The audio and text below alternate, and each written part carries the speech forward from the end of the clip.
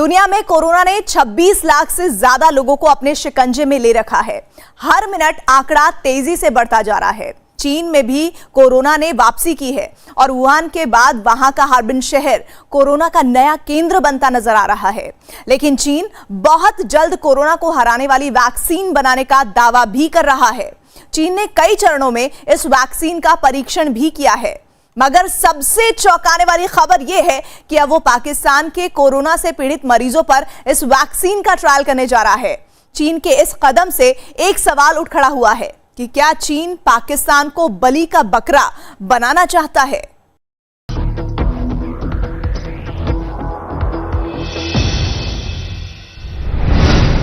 Corona लाने वाला चीन बना रहा है वैक्सीन।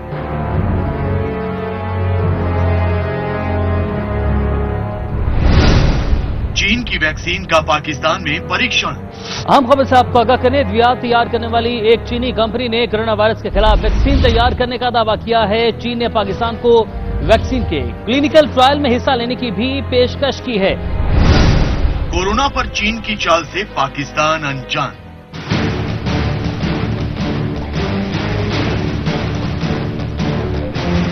जिस मुल्क की जमीन से कोरोना वायरस पूरी दुनिया में फैलकर तांडव कर रहा है, जिस मुल्क की बदनीयती और सच छिपाने की आदत की वजह से आज पूरी दुनिया कोरोना से पनाह मांग रही है, वही मुल्क अब दावा कर रहा है कि वो बहुत जल्द कोरोना को हराने वाली वैक्सीन बनाने वाला है। चीन दावा कर रहा है कि वो कोरोना का टीका बनाने के बेहद करीब है। 16 मार्च से कोरोना के टीके का परीक्षण कर रहा चीन इसी महीने नतीजों का ऐलान करने की मुनादी भी कर रहा है। चीन कह रहा है कि वुहान में कोरोना की वैक्सीन का परीक्षण बिल्कुल सही दिशा में चल रहा है।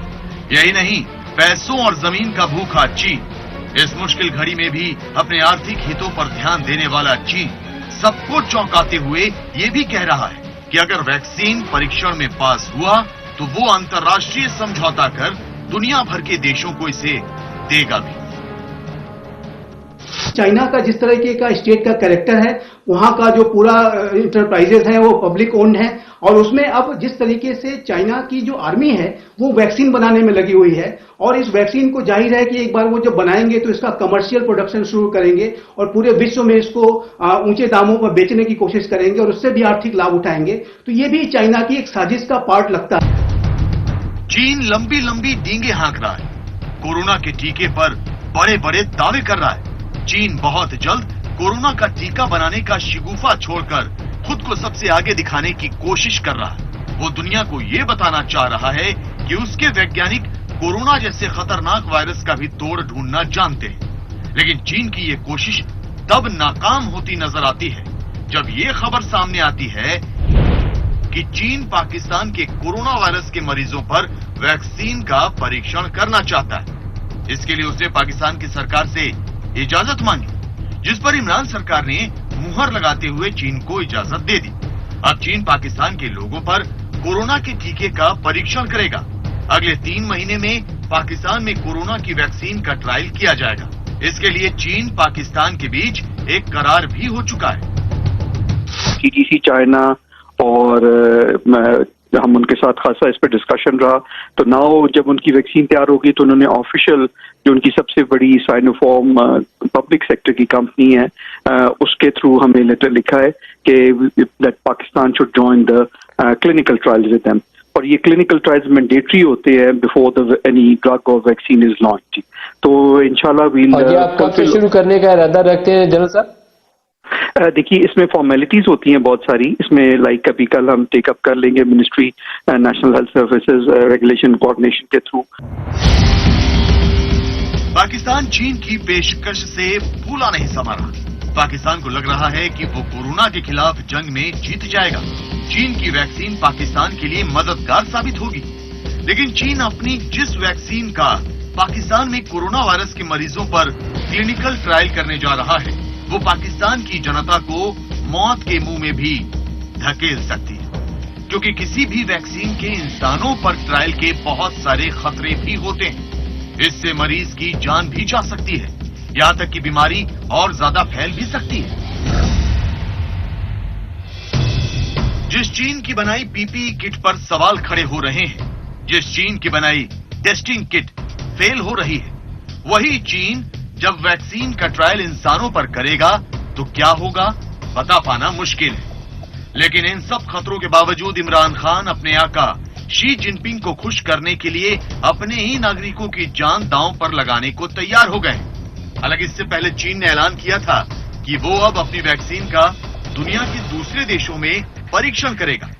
चीन के एक रिसर्चर ने कहा था कि चीन एक वैक्सीन बना रहा है और उसकी योजना कोरोना से प्रभावित दूसरे देशों में इसके क्लिनिकल ट्रायल की है। लेकिन वो दूसरा देश पाकिस्तान होगा, इसका पता अब चला है।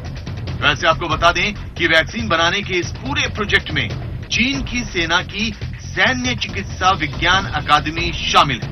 मतलब ये कि जिस वैक्सीन के प्रोजेक्ट पर चीन काम कर रहा है वो पूरी तरह से चीन की पीपल्स लिबरेशन आर्मी के हाथों में है। लिहाजा इस प्रोजेक्ट को लेकर कुछ सवाल भी खड़े होते हैं। सवाल ये कि चीन ने टीका बनाने के लिए सिनोफार्म इंटरनेशनल कंपनी को आजादी क्यों नहीं दी?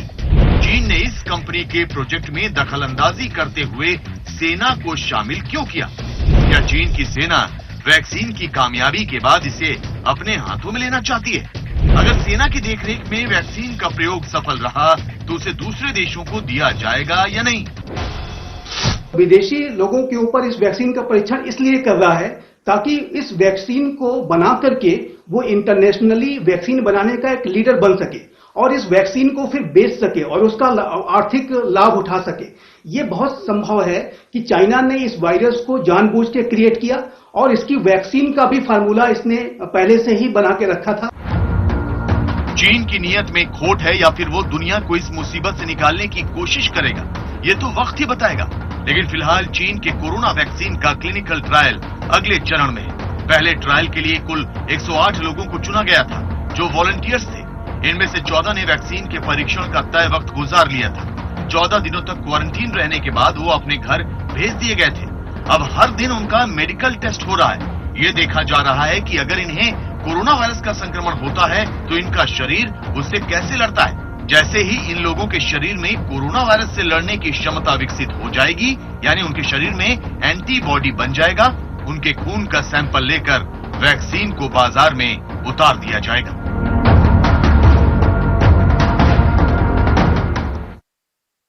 चीन की बनाई वैक्सीन कितनी कारगर होगी ये तो वक्त बताएगा। लेकिन फिलहाल पूरी दुनिया के वैज्ञानिक ईमानदारी से कोरोना को हराने के उपाय तलाश रहे हैं। ब्रिटेन से लेकर जर्मनी और अमेरिका से लेकर भारत तक कोरोना को खत्म करने वाली वैक्सीन पर काम हो रहा है।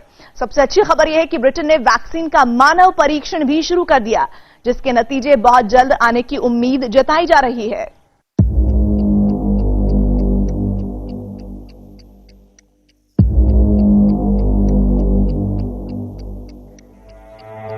पहले उसकी आहट हुई,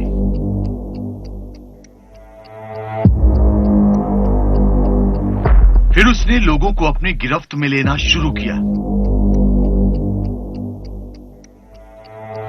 मौत के डर से दुनिया में सन्नाटा पसर गया। अब उसे हराने की तैयारी हो रही है। चीन से फैले कोरोना वायरस ने दुनिया भर में लाखों लोगों को अपना शिकार बनाया। यूरोप से लेकर एशिया और एशिया से लेकर अफ्रीका तक इस महामारी से कांप उठा। रोज होती मौतों ने लोगों में खौफ भर दिया। एक वायरस ने इतनी तबाही मचाई कि हाहाकार मच गया। दुनिया के सभी देश कोरोना को खत्म करने के उपाय तलाशने लगे। वैज्ञानिक दिन रात एक कर प्रयोगशाला में कोरोना को हराने के तरीके खोजने लगे। घरों में कैद लोगों की उम्मीद आज भी कायम है कि कभी न कभी तो कोरोना के खिलाफ लड़ी जा रही इस लड़ाई में विज्ञान जरूर जीतेगा। तो इस बीच कुछ ऐसी खबरें भी आ रही हैं जो इन उम्मीदों को उड़ान देती है, खौफ से भरे दुनिया भर के लोगों को राहत देती है। इनमें से एक खबर आई है ब्रिटेन से। कोरोना वायरस के कहर से जूझ रही दुनिया को इस महामारी से निजात दिलाने के लिए ब्रिटेन में दुनिया का सबसे बड़ा ड्रग ट्रायल शुरू हो गया है। ब्रिटेन में शुरू हुए कोरोना की वैक्सीन के परीक्षण पर पूरी दुनिया की नजरें टिकी हुई है। वैज्ञानिकों को उम्मीद है कि ऑक्सफोर्ड यूनिवर्सिटी की वैक्सीन CHADOXI एनकोव-19 से आने वाले कुछ हफ्तों में चमत्कार हो सकता है। ब्रिटेन के 165 अस्पतालों में करीब 5000 मरीजों पर कोरोना के टीके का परीक्षण होगा। इसी तरह से यूरोप और अमेरिका में सैकड़ों लोगों पर इस वैक्सीन का परीक्षण होगा। ब्रिटेन की ऑक्सफोर्ड और इंपीरियल कॉलेज ने कोरोना का टीका बनाया है, जिसका परीक्षण हो रहा है। ऑक्सफोर्ड यूनिवर्सिटी में 10 लाख वैक्सीन की डोज बनाने की तैयारी चल रही है। एक अनुमान के मुताबिक इसी साल जून में किसी भी समय परीक्षण से जुड़े कुछ नतीजे आ सकते हैं। कोरोना की वैक्सीन के प्रोजेक्ट पर काम के लिए ब्रिटेन की सरकार ने 200 करोड़ रुपए भी दिए हैं। इस वैक्सीन से बहुत ज्यादा उम्मीद है इस वक्त विश्व को, क्योंकि जिस तरह से रिसर्चर्स ने भी बोला है, उनको लगता है कि शायद 80% तक उनको इससे सफलता मिलने की पूरी उम्मीद है। अभी 500 लोगों के ऊपर इस ट्रायल को स्टार्ट किया गया है और 15 से 55 साल की उम्र के लोगों को ये वैक्सीन दी जाएगी और उसके बाद देखा जाएगा कि क्या ये वैक्सीन उन लोगों में कोई साइड इफेक्ट्स तो नहीं प्रोड्यूस कर रही, ये सेफ है या नहीं है। ऑक्सफोर्ड की वैक्सीन का सबसे पहले युवाओं पर परीक्षण किया जा रहा है। अगर ये सफल रहा तो उसे दूसरे आयु वर्ग के लोगों पर भी आजमाया जाएगा। ऑक्सफोर्ड की टीम के एक सदस्य ने बताया कि वैक्सीन को बनाने के लिए सबसे सटीक तकनीक का प्रयोग किया गया है। ये वैक्सीन पहले ही डोज से दमदार रोग प्रतिरोधक क्षमता विकसित कर सकती है। इस वैक्सीन पर शोध का नेतृत्व कर रही प्रोफेसर सारा गिलबर्ट कहती है कि हम लोग एक संभावित संक्रामक बीमारी पर काम कर रहे थे। इससे हमें कोविड-19 पर तेजी से काम करने में मदद मिली। हमारी टीम मर्स पर काम कर रही है। इसकी वजह से कोविड-19 की वैक्सीन बनाने में हमने इतनी जल्दी काम किया। वैक्सीन को बनाने में चैडॉक्स तकनीक का प्रयोग किया गया है। इस तकनीक का दूसरी बीमारियों के इलाज में भी इस्तेमाल किया जा सकता है। किसी वैक्सीन को तैयार करने का प्रोटोकॉल 12 से 18 महीने का होता है। विश्व स्वास्थ्य संगठन की गाइडलाइन भी यही कहती है, लेकिन ब्रिटेन इस ओर बड़ी तेजी से काम कर रहा है। इस वैक्सीन के टीके सबसे पहले उन लोगों को दिए जाएंगे जो ज्यादा रिस्क पर हैं डिजीज के, जिस तरह से हेल्थ केयर वर्कर्स हैं या इस तरह के जो वर्ग है, जो बुजुर्ग वर्ग है या जिन लोगों में पहले से बीमारियां हैं जो कि खासे रिस्क पर है कोरोना वायरस इन्फेक्शन के, तो पहले उस वर्ग को ये वैक्सीन देकर देखी जाएगी जब एक बार ये कारगर हो जाएगी। दुनिया भर के वैज्ञानिक कोरोना वायरस की काट ढूंढने में लगे हुए हैं। इसी कड़ी में जर्मनी ने भी कोविड-19 के इलाज के लिए टीका बनाने की ओर तेजी से काम करना शुरू कर दिया है। जर्मनी ने कोरोना की वैक्सीन के पहले क्लिनिकल ट्रायल को मंजूरी दे दी है। जर्मनी की सरकार ने बायोनटेक और अमेरिकी कंपनी फाइजर के बनाए एक आरएनए वैक्सीन के मनुष्यों पर परीक्षण के लिए हरी झंडी दे दी। इस तरह की जो वैक्सीन्स होती हैं, जो मैसेंजर आरएनए बेस्ड वैक्सीन्स होती हैं, उसमें एक एडवांटेज ये होता है कि ये क्योंकि लैब में मटेरियल बनता है, इसलिए थोड़े से मटेरियल से आप बहुत सारी वैक्सीन्स एक साथ बना सकते हैं। यानी कि अगर आपको मास्क प्रोडक्शन करना है, बहुत सारे लोगों के लिए वैक्सीन्स बनानी है, तो ये एक अच्छा तरीका होता है। साथ में इसमें साइड इफेक्ट्स होने के चांसेस बहुत कम हो जाते हैं और इस तरह की वैक्सीन्स की ट्रायल में देखा गया है कि इनकी एफिकेसी ज्यादा होती है। भारत में कोरोना से संक्रमित लोगों की तादाद दिन ब दिन बढ़ती चली जा रही है। ऐसे में भारत भी कोरोना को खत्म करने वाली वैक्सीन बनाना चाहता है। वैसे भी भारत दुनिया में वैक्सीन निर्माण का केंद्र है। भारत वैश्विक वैक्सीन हब के रूप में उभरा है। लिहाजा नीति आयोग की माने तो भारत की 6 ऐसी कंपनियां हैं जो पहली वैक्सीन बनाने की ओर तेजी से आगे बढ़ रही हैं। ये कंपनियां करीब 70 तरह के टीकों का परीक्षण कर रही हैं और कम से कम 3 टीके मानव परीक्षण के चरण में पहुंच चुके हैं। भारत में इस वक्त काम चल रहा है, जिस तरह से सीरम इंस्टीट्यूट है पुणे का, वो भी, उसके अलावा जो जाइडस कैडिला कंपनी है वो भी, वो लोग कोडाजेनिक्स नाम की अमेरिका की कंपनी के साथ इस शोध कार्य को कर रहे हैं वैक्सीन बनाने के लिए। उधर भारत बायोटेक भी एक कंपनी है जो कि हमारे यहाँ वैक्सीन बनाने की कोशिश कर रही है। हैदराबाद की भी एक कंपनी है इंडियन इम्यूनोलॉजिकल्स लिमिटेड, वो भी ऑस्ट्रेलिया की एक कंपनी के साथ उन्होंने टाई अप किया। किसी भी वैक्सीन यानी टीके का विकास करना एक लंबी प्रक्रिया है जिसमें सालों लगते हैं और ढेर सारी चुनौतियां भी होती हैं। गाइडलाइन होते हैं जिन पर काम करना होता है, लेकिन जिस तरह दुनिया एकजुट होकर कोरोना के खिलाफ जंग लड़ रही है और उसे हराने वाली वैक्सीन पर काम कर रही है, उससे उम्मीद है कि बहुत जल्द कोरोना को खत्म करने वाला टीका बाजार में आ जाएगा और दुनिया पर मंडराता खतरा टल जाएगा।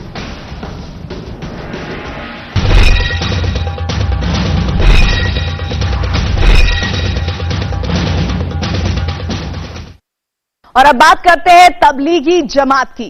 जिसके जलसे के बाद पूरे हिंदुस्तान में कोरोना के मरीजों की संख्या में तेजी से इजाफा होने लगा। तबलीग के मुख्यालय मरकज में जब पुलिस की टीम पहुंची तो वहां हजारों की संख्या में तबलीग से जुड़े हुए लोग मिले। जांच हुई तो सामने आया कि मरकज कोरोना का गढ़ बन चुका था। इसके बाद मरकज में आए हर शख्स की तलाश शुरू हुई। सैकड़ों लोग देश के अलग अलग कोने में पाए गए। उन्हें अस्पताल और क्वारंटीन सेंटर में भेजा गया, लेकिन मरकज का मुखिया मौलाना साद फरार हो गया। अब पुलिस मौलाना की तलाश में है और इसी कड़ी में पुलिस मौलाना के फार्म हाउस पहुंची, जहां मौलाना तो नहीं मिला, लेकिन उससे जुड़े कई राज जरूर खुल गए।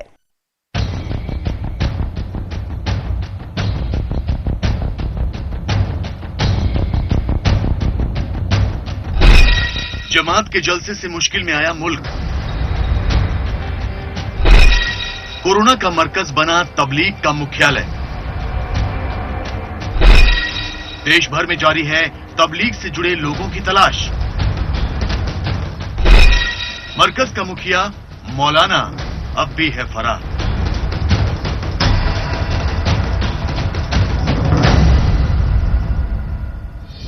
तबलीगी जमात के एक जलसे ने पूरे हिंदुस्तान में कोरोना का कहर कई गुना बढ़ा दिया। इसके बाद पूरे देश में तबलीग के जुड़े उन लोगों की तलाश शुरू हुई जिन्होंने मार्च के महीने में मरकज के जलसे में हिस्सा लिया था। पुलिस और स्वास्थ्य विभाग ने ऐसे सैकड़ों लोगों को शिकंजे में भी लिया, लेकिन पूरे देश को कोरोना के संकट में डालने वाला मरकज का मुखिया अब तक फरार है। मरकज के मुखिया मौलाना साद पर दिल्ली पुलिस की क्राइम ब्रांच और ईडी ने अपना शिकंजा कसना शुरू कर दिया है। यही वजह है कि दिल्ली के बाद अब उत्तर प्रदेश के शामली तक दिल्ली पुलिस की क्राइम ब्रांच ने पहुंचकर मौलाना साद के ठिकानों पर छापेमारी की है, लेकिन अब तक मौलाना साद क्राइम ब्रांच की गिरफ्त से दूर है। मौलाना की तलाश में जुटी दिल्ली पुलिस की एक टीम ने अब उत्तर प्रदेश में मौलाना के एक बड़े ठिकाने पर छापा मारा है। ये उत्तर प्रदेश के शामली में मौलाना साद के आलीशान फार्म हाउस की तस्वीरें हैं, जहां दिल्ली पुलिस की एक टीम पहुंची। पुलिस ने फार्म हाउस के चप्पे चप्पे की तलाशी ली। पुलिस जब मौलाना के फार्म हाउस पर पहुंची तो यहां उसे कुछ लोग जरूर मिले। पुलिस ने उनसे भी जरूरी जानकारी ली और फिर फार्म हाउस की तलाशी शुरू की। मौलाना साद का फार्म हाउस उत्तर प्रदेश के शामली के कांदला में। दिल्ली पुलिस की क्राइम ब्रांच ने फार्म हाउस पर छापा मारा। पुलिस ने पूरे फार्म हाउस की तलाशी ली, लेकिन मौलाना साद फार्म हाउस में नहीं मिला। हालांकि पुलिस को फार्म हाउस में मौलाना के परिवार से जुड़े 4 से 5 लोग जरूर मिले। दिल्ली पुलिस जब शामली पहुंची तो उसने सबसे पहले स्थानीय पुलिस को अपने साथ लिया। इसके बाद मौलाना के फार्म हाउस पर पहुंची, जहां मौलाना के परिवार से जुड़े कुछ लोग मौजूद जरूर थे। पुलिस ने इन लोगों से मौके पर ही पूछताछ की। पुलिस को मौके पर मौलाना साद के चचेरे भाई मिले, जिनका नाम मौलाना राशिद है। मौलाना राशिद ने बताया कि मौलाना साद अपने पास मोबाइल फोन नहीं रखते और उन्होंने ये भी दावा किया कि मौलाना साद ने पिछले 2 महीने से उनसे किसी तरह का संपर्क नहीं किया है। मौलाना साद के खिलाफ एक तरफ दिल्ली पुलिस की क्राइम ब्रांच की जांच जारी है, तो दूसरी ओर प्रवर्तन निदेशालय भी मौलाना के खिलाफ मनी लॉन्ड्रिंग से जुड़े मामले की जांच कर रहा है। दिल्ली पुलिस की क्राइम ब्रांच और प्रवर्तन निदेशालय दोनों ही मौलाना साद की सरगर्मी से तलाश कर रही हैं। मौलाना साद ने अपनी दलील में यह कहा है कि उसने खुद को क्वारंटाइन कर रखा है, लेकिन क्राइम ब्रांच के गले मौलाना साद की दलील नहीं उतर रही है, क्योंकि मौलाना साद को क्वारंटाइन हुए 14 दिन से ज्यादा का वक्त बीत गया है। ना ही अब तक उसने कोरोना टेस्ट कराया है और ना ही वो पुलिस के सामने आ रहा है। पुलिस की कोशिश है कि मौलाना खुद सामने आकर उनके सवालों का जवाब दे, लेकिन मौलाना सामने आने के लिए तैयार नहीं है। इसीलिए पुलिस और प्रवर्तन निदेशालय ने अब जगह जगह छापेमारी शुरू कर दी है।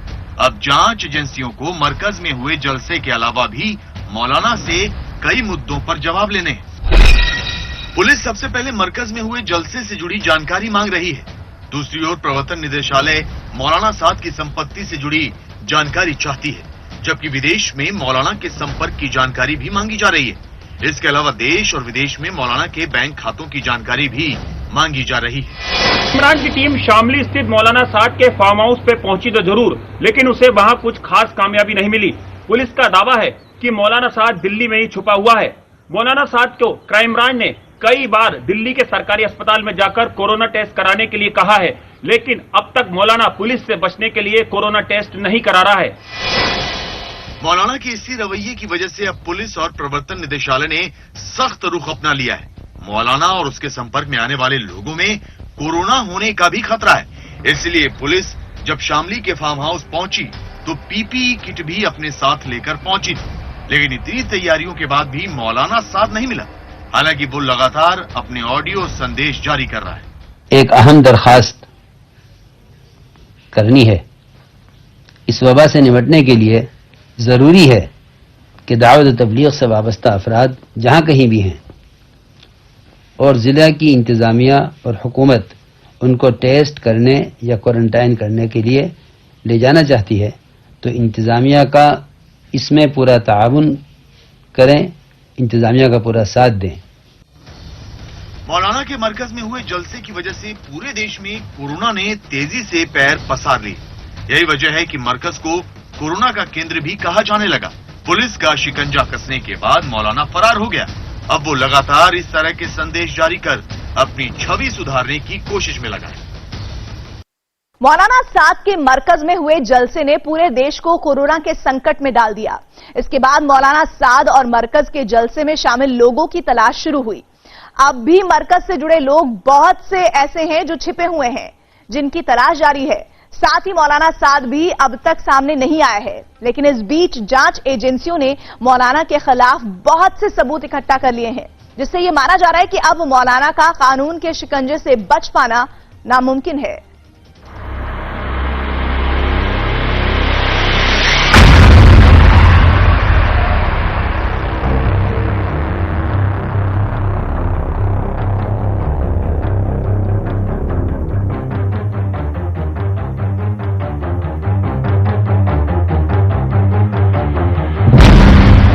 तबलीग से जुड़े लोगों की जारी है तलाश।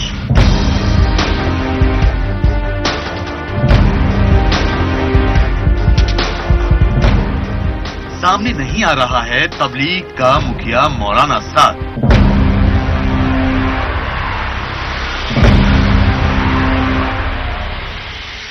मरकज का मुखिया मौलाना साद लाख कोशिशों के बावजूद भी सामने आने को तैयार नहीं है।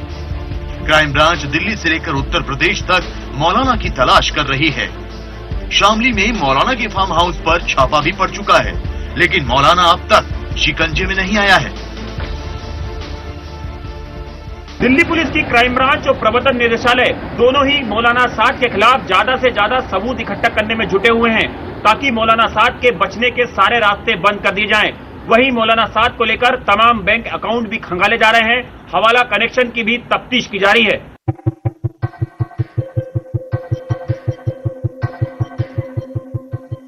मौलाना की जांच में जुटी एजेंसियां उसकी तलाश करने के साथ साथ मरकज और मौलाना साद का कच्चा चिट्ठा भी तलाश रही हैं। मौलाना पर कई मामले दर्ज किए जा चुके हैं और इन आरोपों में मौलाना साद को लंबी सजा हो सकती है। मौलाना साद पर पहला आरोप महामारी फैलाने को लेकर है। अगर जुर्म साबित होता है तो उन्हें 2 महीने से लेकर 2 साल तक की सजा हो सकती है।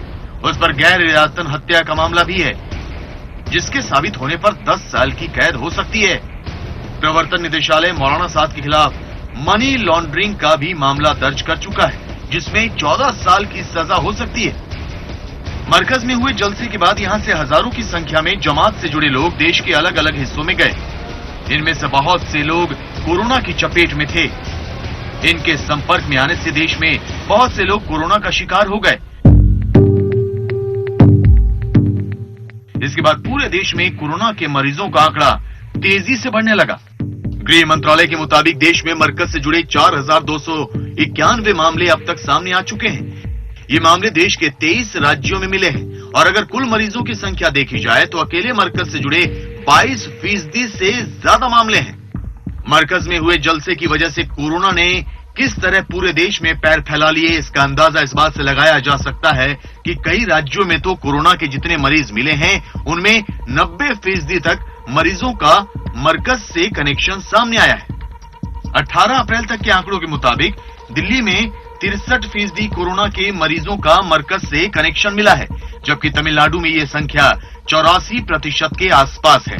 वहीं तेलंगाना में 79% और उत्तर प्रदेश में कोरोना के कुल मरीजों में 59% मरीज मरकज से जुड़े मिले हैं। आंध्र प्रदेश में 61% मरीज का मरकज से कनेक्शन सामने आया है। असम में अब तक मिले कोरोना के मरीजों में 91% मरीज मरकज से जुड़े पाए गए हैं और अंडमान निकोबार में ये संख्या 83% है। मरकज से जुड़े लोगों में बड़ी संख्या में कोरोना मिलने के बाद पूरे देश में उनकी तलाश शुरू हुई। जिन्होंने मरकज के जलसे में हिस्सा लिया था या ऐसे लोग जिनके संपर्क में आए थे। देश भर में ऐसे 25,000 से ज्यादा लोगों को क्वारंटीन किया गया। इस बीच उत्तर प्रदेश में जमात से जुड़े लोगों के लिए अस्थायी तौर पर जेल भी तैयार की गई है।